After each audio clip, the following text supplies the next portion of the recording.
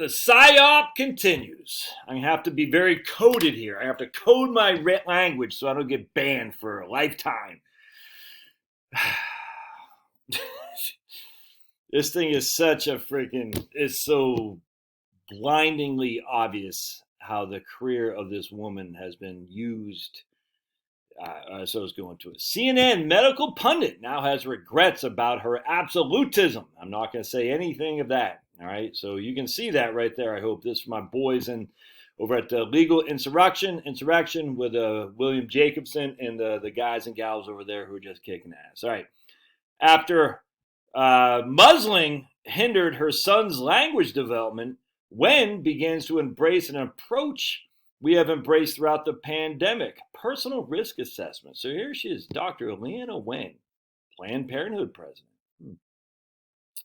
It's weird because if you look at her history, she definitely wasn't a big abortionist. But something, we're going to dive into it because this lady changed. I can tell you where. I mean, she might not have changed. She might have been programmed from day one to be this person who she's become. But either way, I can share with you my thoughts on this. Reflecting on the last 30 months it would be hard to name the top morally righteous absolutist. I'm trying to avoid the words. But if one were to create a list, the top would have to be the Washington Post columnist and CNN medical analyst Dr. Leana Wen. Who could have forgot her demand that rights and privileges enjoyed by Americans be explicitly tied to getting jabbed? If you want to have these privileges, she said, you need to get jabbed. Travel and having the right to travel in our state is not a constitutional right. Boarding a plane. So if you want to stay unjabbed, that is your choice. But if you want to travel, you better get the jab, she said. And this was just 2000. This is literally less than a year ago. Even during the spring of 2022, she was still muzzling her son. I still want my son to muzzle when in other indoor non-school settings. When I take him to the grocery store, when we're on the train, when we're in church. In these settings, he and I will be muzzling. Other families will make different choices. For us, the benefit of him going without the muzzle outweighs the risk of the, in that setting. In other settings, we prefer to continue to muzzle to reduce the risk.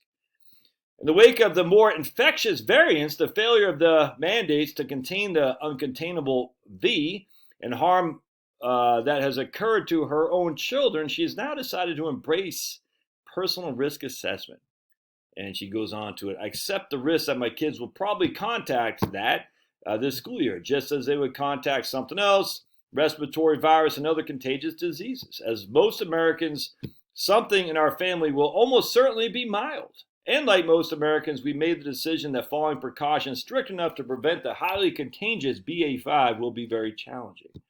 Muzzling has harmed our son's language development, and limiting both kids' extracurriculars and social interactions would negatively affect their childhood. But the most important thing, that would hinder my husband and my ability to work. All right, so here's, let me just pause real quick. Here's Dr. Leana Wen, before anyone knew who she was, being interviewed on CNN the day after the Boston Marathon bombing. 4:51 in Boston, and Jake Tapper, whatever his name is, interviewing her. All right, this is before she was well known into mainstream. All right, so she's working as an emergency physician at Mass General Hospital. Her husband was at the race, the marathon, and she had heard that there was a bombing there and there's going to be a mass influx of injured people, which, turns out there was. Anyway, so CNN just happens to find her as interviewing her. But why would they find Leana Wen? I mean, of all the other people, Mass General, why this chick? Well, we're going to go to the history of old Leana, shall we? Because it's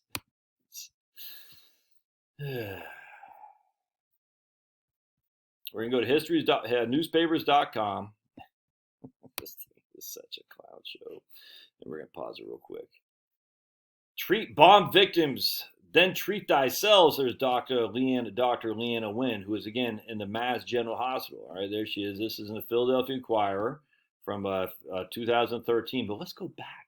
Let's go back in time to January 2001 all the way through today, or basically July of 2022.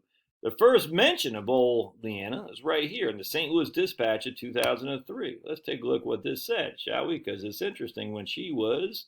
Let's see what we got here.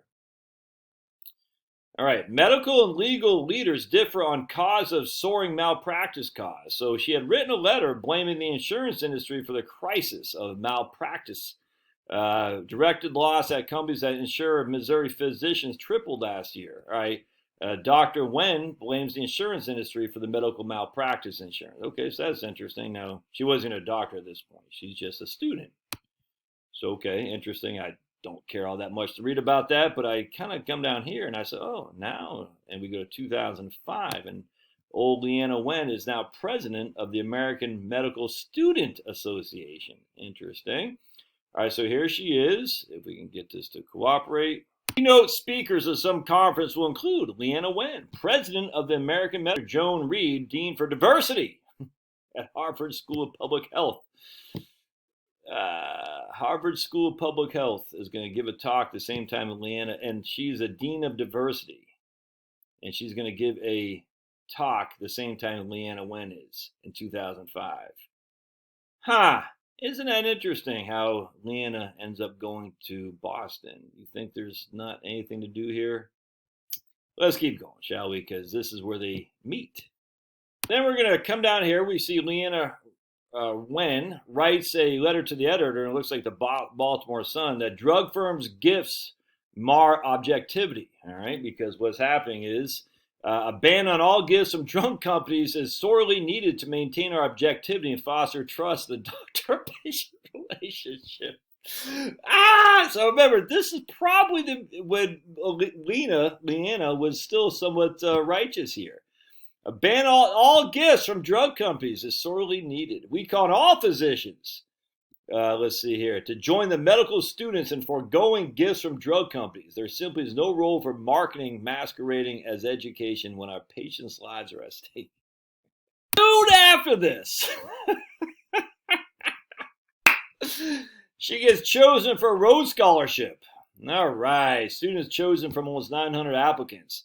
Washington University student in Washington in St. Louis, I assume. I'm sure it is actually. Washington University student Leana Wen, childhood asthma, muzzles and asthma, was so severe that part of her lung was removed, and she wants to put limits on her kids' ability to breathe the fresh, clean air. Her frequent hospitalizations led her to pursue a career in medicine while she was still a teenager. I wanted to help the world. Her work towards that goal helped her become one of the 32 men and women across the U.S. selected for the Rhodes Scholarship. Now, if you're not familiar with Rhodes, you really need to become familiar with Rhodes. It is scumbag stuff, man. I think it's Cecil Rhodes, the Rhodes Scholarship. But anyway, that's where this starts happening. How did Leana Wen become part of the establishment? Because remember, she was writing good stuff on medical malpractice. I assume she was kind of based in that regard, and writing good stuff about the pharmaceuticals, just basically giving money to doctors essentially as gifts and whatnot. And every doctor knows that, they got a pretty girl with a tight skirt coming in there saying, "Hey doc, I got some medicine for you." And if you're in pharmaceutical sales, I'm not saying you're bad. I'm just saying at the end of the day, it is a weird practice, man. It's kind of like in my business and financial planning. Hey, let us have access to your sales force, and we'll give your firm an extra 1% bonus commission. That's, okay, yeah, I'll put you on the list. If you don't give us 1% bonus commission, you're not on the list. Anyway, it's the same thing here, and Leana Wen was writing against that. So good. And I imagine as the president of the Medical Student Association, she was harking on that pretty well as well. But all of a sudden, out of nowhere, literally within that same calendar year, she gets chosen to be a Rhodes Scholar. Nothing odd about that at all. Let's keep going because the hits keep coming. Other Rhodes Scholars that were with Leana Wen, it'd be interesting. I'm not going to do it, but it'd be interesting to see who these other people are when it came to the thing that shall not be named. Like here's Brad Smith out of Chattanooga, Tennessee, from Harvard. I wonder what his thoughts were on the thing that shall not be named. Maybe one of these days I'll do maybe I'll print this off actually and do a report on how these guys shook out. Were they as boisterous, to say it gently, as old Leanna? I bet they probably were. We come here with the finality of Leana Wen being positioned where she is now to really let's just put it this way. I don't want to say anything more. But if you're following Leana Wen, well, that's on you, baby. Washington University med student's essay earns a reporting trip to Africa. For the past 2 years, Nicholas Kristof from the New York Times, who focuses on health, justice, and social issues, has sponsored a contest that invites essayists to accompany him to a reporting trip to Africa. This co-winner this year is Leana Wen. She and Nicholas Kristof will be joined by Will Akun, a Chicago teacher. Last year's winner, Mississippi native Casey Parks, was a student at the Graduate School of Journalism. But in her winning essay, Wen wrote, "Short of bringing everyone to Africa to witness conflict and disease, the next best thing is to find ways to communicate to people who are otherwise content to live in our insular world." Whatever. Point being here, this lady was, I think she was, I don't know if from day one, because they came here, they got asylum from Shanghai, China when she was 8 years old. I don't know if they were just picked, I don't know. But either way, she was either picked from the get-go. I don't actually think so. I actually think she was trying to hold the industry to task by basically saying we shouldn't be aligned with the pharmaceuticals. You know what I'm saying? We shouldn't be aligned with the insurance companies. We should be practicing medicine for the sake of practicing medicine. And then she met the lady at Harvard. Then she started putting, hey man, the satanic stuff, dude. I talk about this. And she started saying, we can make you big. We can make you famous. We can help you save the world. And when she met that lady at Harvard, all of a sudden she said, oh, now I'm going to be a Rhodes Scholar. Oh, now I'm going to go with Nicholas Kristof. If you're familiar at all with Nicholas Kristof, you know this guy's a clown. With New York Times, and you're just like, all of a sudden now she's at Mass General, and she's on CNN. And next thing you know, she's director of Planned Parenthood. Next thing you know, she's on CNN again and is a staff writer for the Washington Post. But the Faustian bargain, now her son has development issues. It's sad. It's a Faustian bargain, man. I don't know what I played. I don't know what I don't know. My Faustian bargain, I'm not sure what it is, but it's coming for us all unless we get down on our hands and knees and ask for forgiveness, because only God can save you, man. That's it. Ain't no saving yourself. God is it. And God saves you through grace. Saves you through grace. And nothing you can do is going to save you in the eyes of God, just having grace. So look, I am the biggest freaking sinner that there ever has been. You know what I'm saying? So I'm not sitting there thinking, oh, Leana Wen's evil. I'm not. I'm just saying, I don't even want to justify my sins. I don't. What I am saying, there is hope for all of us, but the only hope is not in your works, is what your grace is. Say, hey, God, man, I'm sorry. I'm sorry for what I've done. Please forgive me. Please forgive me. And I love you more than I love what the devil is allowing me to have, which is fame, fortune. That's exactly what happened to Leana Wen. And you don't know what's going. And some of these guys are going to live large. We don't know what the next realm holds. I don't know. But man alive, dude. Leana Wen, I don't envy her at all.